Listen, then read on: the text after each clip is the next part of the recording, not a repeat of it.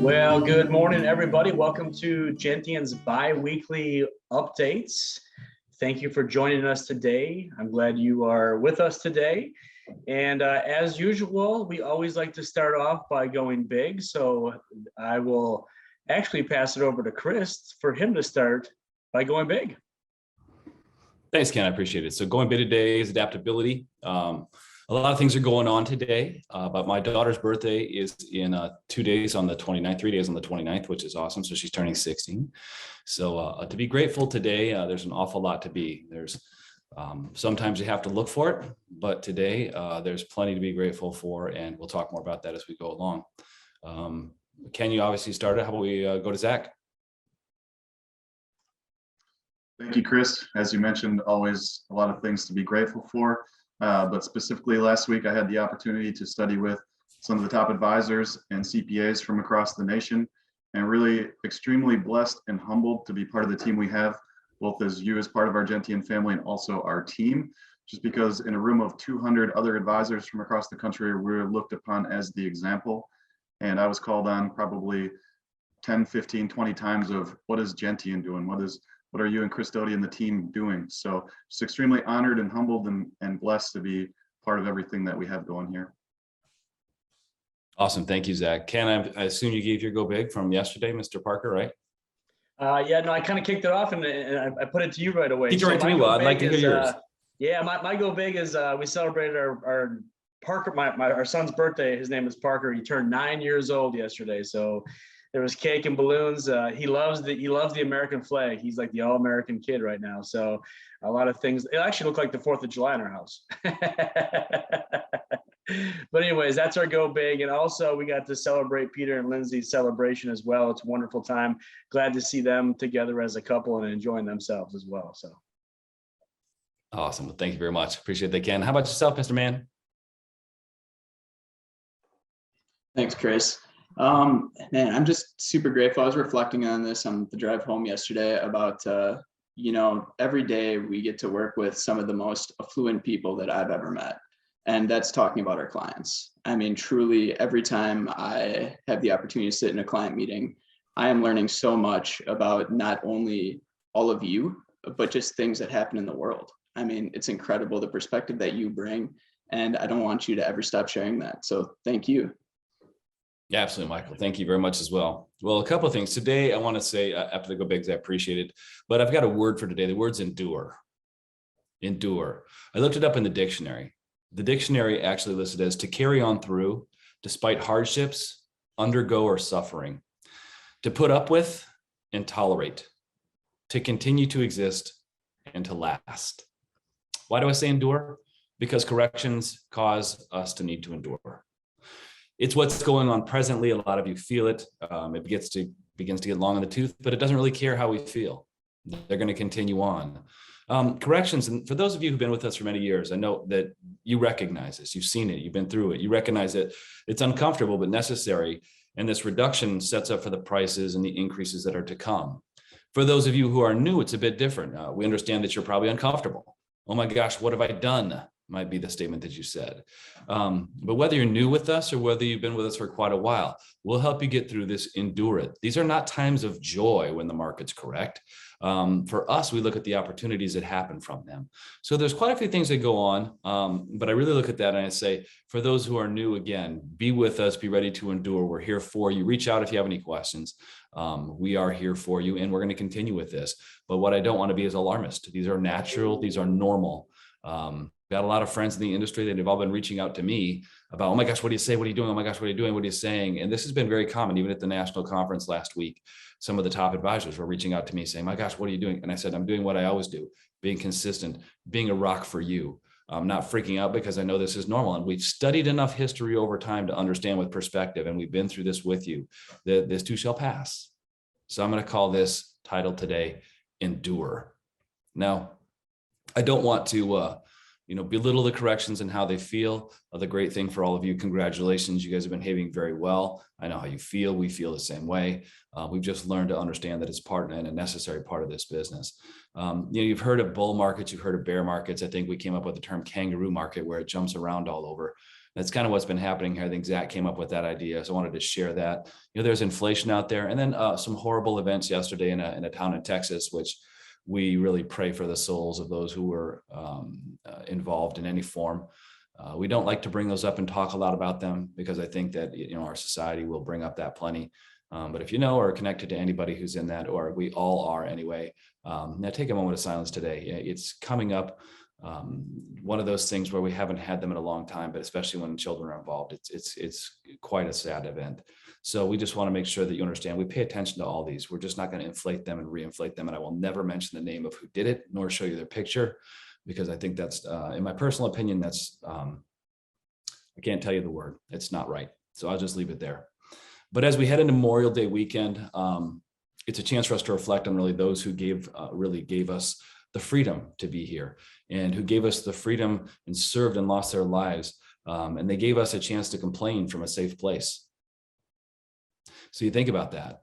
These people who have a Purple Heart, these people who have defended our country, those who really, stand by the flag. But those, I was just about 3 weeks ago in Arlington National Cemetery, and I got to watch the changing of the Tomb of the Unknown Soldier, changing of the guard. And it was incredibly solemn. It brought a tear to my eye because of the reverence with which they treat the unknown soldier.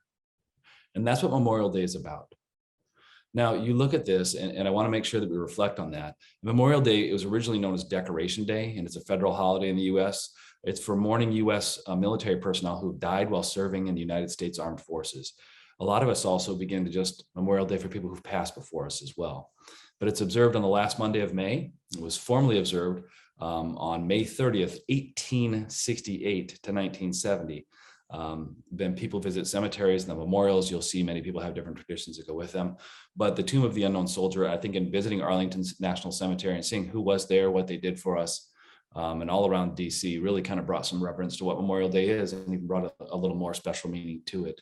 So I want to bring that to you. And I understand that there's inflation, there's Russia, I can go through the myriad of gas prices. I can go through the corrections. We know what's going on out there. We follow, we see it. But we're here to help and support you endure through this, and more importantly, prosper through it. Do things now that will set you up for the next up leg. So I wanted to start out. It's a bit more somber. I'm not going to tell any jokes in that sense because of the reverence for what this weekend is. I think it deserves a little bit more than that. But I was just able to work with CVI, that's Veterans Issues, which in the area here helps people who are veterans of our armed forces who are homeless or right on the edge of homeless, or called at risk, if you will, and helps them find shelter.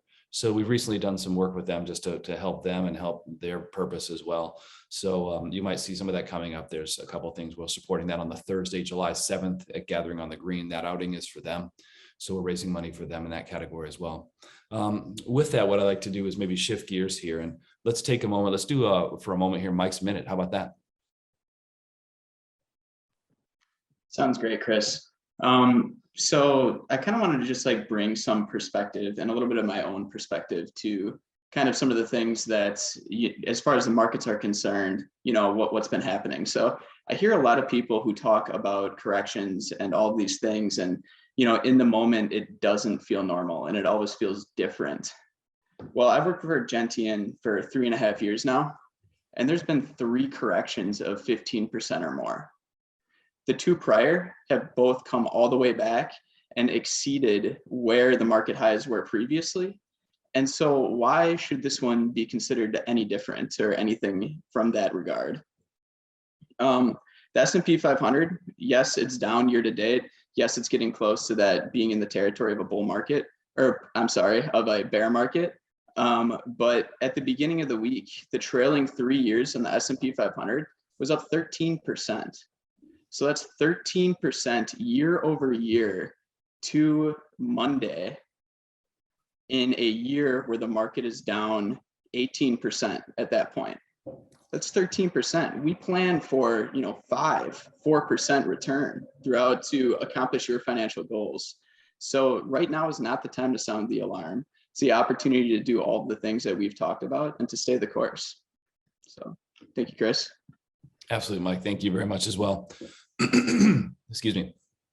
So as we run through, Mike, thank you for sharing that as well. A lot of the research that we have, he saw many, many, many people last time. So it's a good chance for us to gather all of this information and more importantly, discern what is important to share with you. There's so much that's not important to share with you. There's so much frivolous knowledge out there that's temporary and fleeting.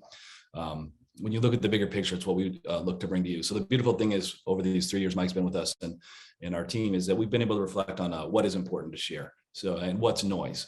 And so bringing that to you is super important. I appreciate that. Thank you, Michael. What I'd like to do here is also then get to Zach's facts. Zach has some great facts for us. He's going to blow us away with this. He's got some incredible predictions. He's going to tell us exactly what's about to happen. Oh, wait, no. Sorry, that's impossible. Zach, what do you have to say for us today? Well, since that's impossible, I just got to pass it back to you then, Chris. That's what I had entirely prepared. But kind of tailing off of what Mike said as well, we'll go through the year-to-date returns with the perspective. Since 1926, the S&P has returned 10% per year on average. Since 1930, it's only been within 2% of that 10% 6 times. So it's always a bumpy road to that long-term average. But as we roll through here, just go to the nearest decimal point. The S&P 500 for the year, 17.3. We got really close to the technical term of a bear market, which is temporarily down 20% off of the highs. It was a little over 19%. I think Chris said this during the COVID correction that we had. If it looks like a bear, smells like a bear, by golly, it must be a bear, right? So even though it didn't quite get to 20 for that metric, it certainly feels like one. Now the S&P is generally the best thing to look at. The media shares the Dow Jones the most. That one is 12.1% for the year, temporarily down. But it also has the highest numbers. So the media gives us the point drop, not the percentage. So they always kind of exacerbate the scenario and make it look a little worse than it is. The NASDAQ is where we've seen the biggest temporary correction of 28% on the year. That's because about 47 to 49% of it is technology. The Russell 2000, which is small size companies, temporarily down 21.5, with still the fairly large disparity between growth and value. Growth on the small cap side, 29.5% temporarily corrected, value 13.3. But the value side is actually up in the last 2 weeks when everything's been down as well. International, 14.9. It's actually up over 2% in the last 2 weeks. Since we gave the report, emerging markets also slightly up. And as far as just a few different ideas to share, we've seen a few mistakes from both potential clients and also from other advisors in the sense of making predictions about the unknown and changing strategies or chasing certain asset classes based off what's going on. And historically, and we've seen that most recently during COVID, when they made that change, they were completely wrong over the next 5 or 6 months. So that's really why we want to stay plan driven and really have faith and discipline in it. One real quick kind of crossing over to the planning scenario was one thing we've seen recently is reevaluating or going through lump sum pensions as interest rates rise. The values of those go down. So this year is kind of a hot topic for lump sum. So if you have an old one or have that decision, that's something that we'll certainly be looking at, or if you know somebody that's going through those decisions as well. But with that, I'll pass it back to you, Chris. Thank you, Zach. I appreciate that. Yeah, a lot of the perspective that's going on with the market is very interesting and crazy. Looking at the numbers, it's interesting as well. Cash flow and earnings are actually back in favor. So many of the companies that were very predominant in that, kind of speculation phase, if you will, are great. And they are going to be some of the biggest winners over the next decades. We just don't know which ones yet. And it's not every single one of them. So now it's going to ferret out who's going to make money and who's going to make money for your portfolios. And our managers are having a wonderful, wonderful time doing that as well. Well, fantastic. What I'd like to do, if I may now, is bring Ken on for Ken's Corner for some planning ideas. Ken, what do you have for us today? Good morning, everybody. Good to be here with you all as usual. So I had the privilege of being down with Ed Slott 2 weeks ago. Ed Slott is the foremost expert in IRA and tax planning. We had a chance to study with him for 2.5 days of nothing but technical tax information, which was actually kind of fun, believe it or not. So there was really two topics that we talked quite a bit about, and I'm going to kind of sum it up here in maybe about a minute or two for you guys. But HSAs, health savings account, it was a very hot topic. It's actually a very, very great planning tool that if you have one, let's talk about it, because there's even more opportunities. You know, if for 55 and older, we have an extra $1,000 contribution we can put in. If we're not maxing it out, there's certainly ways we can try to max it out.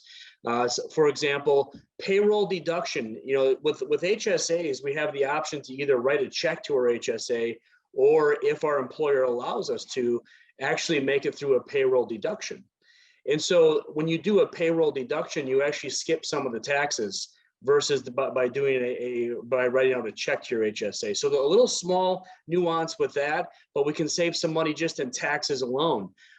If we have an inherited IRA, we know, why not take some money out of an inherited IRA and move that over to our HSA. If we're not maxing it out. If we're maxing it out, you're in a good position. But if we're not, there are ways where we can take a look at that for you. Even a distribution from our IRA for over 59 and a half is actually pretty beneficial as well. Again, some of these are pretty unique, but again, if we're not maxing them out, we want to make sure we are. There's also a one-time transfer from an IRA to an HSA. So let's take a look at that piece. If we've already done it, wonderful. If not, let's see if we're eligible to do something like that.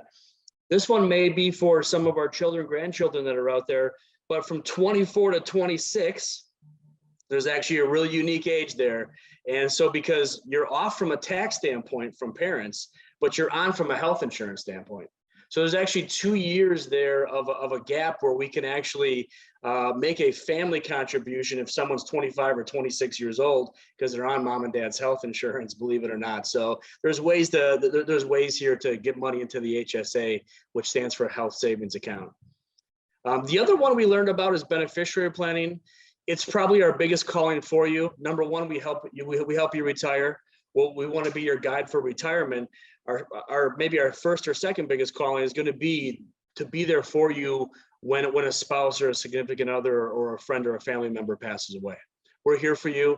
We understand the rules behind it all. There's rules if you're a spouse. There's rules if you're not a spouse. There's rules if you designate a charity or a trust. Sometimes you get a life stretch. Sometimes you get a 10-year period.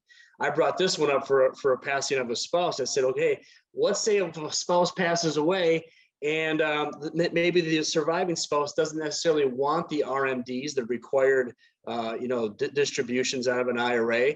So why don't we do a 10-year rule and not have the distributions for the 10 years and then flip it over to the spousal? And then Ed goes, yeah, that's a good one. But then there's something called hypothetical retroactive RMDs. So are these RMDs even real if they're hypothetical?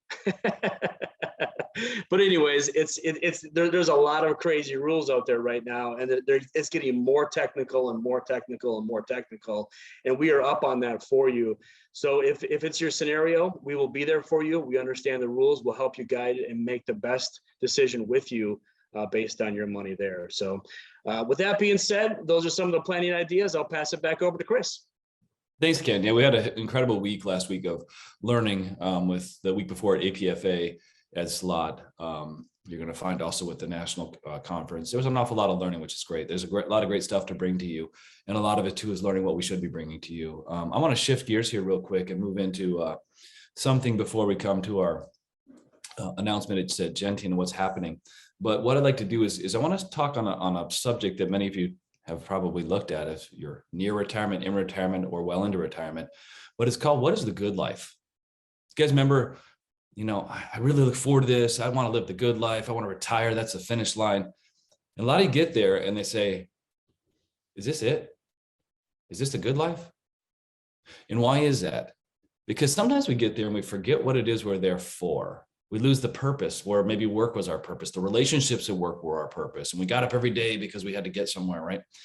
Well, it's different today. And you look at that. Ken Dykewald, one of our good contemporaries, he's one of the foremost experts in aging, has come up with a survey recently. He's got a new book that's coming out, but this study's been done over about 10 or 12 years and really studied over his whole career with retirees. And I've talked with him and read a lot of what he's done, studied his research. And he's a great person in this sense, but giving us perspective. But as I looked at this, the good life, and this is what often happens, we get to this point of retirement, we start to say things like, well, if only this would happen, then I'd be happy. Well, I got to tell you, I'm going to bring this up to you. I want to say, if only is the biggest lie we can tell ourselves. If only somebody would do this, if only this would happen, then actually we need to flip this to, It is what it is. And I'm going to move on from here. Now, defining purpose is much more difficult in this case. But over the lifetime, for people who are later on retirement, there's really 4 stages of retirement. We can talk about the first 10 years before you retire. That's the anticipation, all the planning that we do. There's 1 to 2 years of what is called mixed confusion. And that is when you retire to when you're readjusting your life to a retired life. And then the first 10 or so years of life are people kind of engaging, exploring, going out and doing a lot of the things they want to do. And then the 15 years after that, toward the end, are the years of reflection and legacy. Those are really the 4 major stages he talks about. What's interesting is that he's got 2 very happy groups. It's about 50% of retirees or so, and it's called Pathfinders and Traditionalists, what he calls it. But his survey comes up with very interesting. There's 5 patterns of behavior that have led to the people's enjoyment in retirement. First of all, number 1, they're actively maintain their health. Number 1. Number 2, they're more socially engaged. I agree that's been difficult with COVID, but now is time, once you get past it, once we're comfortable with this, you can be socially engaged, maybe even at a distance if you're still uncomfortable, but that's a very important part of it as well. They have a clear sense of purpose. We've talked about this before. We're going to have a few workshops on purpose coming up as well, and discovering and asking questions. What is the good life? Am I living that good life? What does it mean to me? Also, how do I look at my progress? How do I rate myself? Do I rate myself by what I want or what other people have? Those are some of the things we're going to talk about when we get to purpose. But the number 3 was having a clear sense of purpose. Number 4, they're more mindfully involved in financial strategy and management. Not that they are on it every day and worried about it, but that they understand it. In many cases here, it also comes up, they understand it because they've been through it before. It doesn't cause them stress every single day. And number 5, they're willing to course correct as needed to achieve the retirement dreams. Something that I was going to state a little bit earlier was, what can you do about this in retirement? What can you do when this happens? You've got this desire to go out and spend because you haven't spent in a few years because of COVID. And then now you hit a correction where you're like, I don't want to spend because I want to be conservative, right? So you've got this clash going on. We get it. We understand it. Whatever makes you feel most comfortable. Maybe you'll splurge on a few smaller things, and maybe you'll reduce your budget. Maybe you're not going to spend that high-end budget, if you will. But being mindful, also being able to adapt. Those were 5 interesting pieces that kept people very happy. Engaged, connected, really are the keys that we've talked about. But then also finding your sense of purpose again, even if it's small, if it's gardening, if it's providing a neighbor with help. Those are senses of purpose. Those are things that can bring you happiness. Anyway, it was a very interesting point for one of the foremost experts on aging, which I thought was great. We'll bring more from him as we go along. But I wanted to share a few of those ideas. And I really thought about this. I've been taught many times over time by a gentleman named Nick Murray. He's fantastic, wonderful guy. And he taught me a few things that I disagreed with when I was younger. And he was right. But I've come up with this as well now. Housing prices in many cases have gone, just stratospheric, right? Until when? Until about 30 days ago. You're seeing a major slump, a major slowdown in housing in many strong areas, because you're finding that it's getting really hot in many of those desirable areas. Number 1, it's physically warm. Number 2, prices are so high and interest rates are so high, it's becoming less affordable, and people are actually now beginning to change behavior. This is something you see when prices go up. It's economics 101. Demand typically will drop down. Well, prices went up because demand was high. Yeah, but once it gets to a certain point, people don't want to buy at those high prices. So you're going to find modifying because of gasoline behavior, also because of housing prices, because of interest rates. Those all raise the cost. But yesterday, one of our clients is with one of the major mortgage insurance companies and talked about this. Affordability of housing for interest rates as they were 30 days ago is as low as it's been in history. Low as it's been in history. Talk to your friends. Not one person feels that way. Oh, it's so expensive. It's not. It's that you bought more than people have ever bought in history. It's not that it's more expensive to have housing. It's actually the least it's been in your life. So sometimes you got to weigh that how you feel versus the real facts. I'll talk about that. I've got another subject I'll talk about maybe next time as we go along. I don't want to go too long in the tooth, because some of the most important things we have to bring up here now are going to come from Angie sharing with us what we should pay attention to, because there's a lot going on here, like today's birthday celebration for the month of May. There's a ton of different things we've got going on here in the next few weeks. Angie, what should we be paying attention to now, Gentian? Thank you, Chris. So yes, as Chris mentioned, today is our May birthday club. We love celebrating you and just having you with us any opportunity we have. So today we are hosting our May birthday club. So if you do have a birthday in June, those invites will be coming out with the bulletin. We would love to see you and celebrate you in June for your birthday. So please RSVP when you do receive that bulletin for next month. Again, we would love to see you and celebrate you. This afternoon, our team will be unavailable for a short time between the hours of 1 and 3:30 as we focus on our personal development. So please, we ask for your patience during those few hours, and rest assured that we will get back to you just as soon as we wrap up. Monday, this coming Monday, obviously is Memorial Day, so the markets in Gentian will be closed in observance of that. Again, in June, the birthday club is June 15th. So keep that in mind. The bulletin will come out for RSVPs for that. Also save the date for the gathering on the green hosted by Gentian. We bring to you the Gentian VIP experience. Those invites have started going out. They will go out in waves. So please watch your email for that. And we will also be sending out postcard invites. So please keep in mind, once you receive that to RSVP, those dates will be July 7th, 8th, 9th, and 10th. So we would love to see you and bring that experience to you. Little technology for you guys. We are unfortunately noticing that any email address with the wi.rr.com they're not receiving our mass emails. So if you do have one of those email addresses, it tends to be the older Roadrunner email addresses.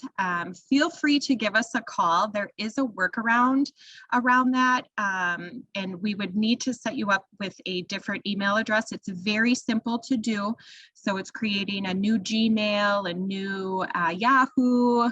But if you have any problems doing that, please feel free to reach out, and one of us girls or anyone here can walk you through that process. It should take just a couple minutes, but please keep in mind that we are noticing that any wi.rr.com emails are not getting through.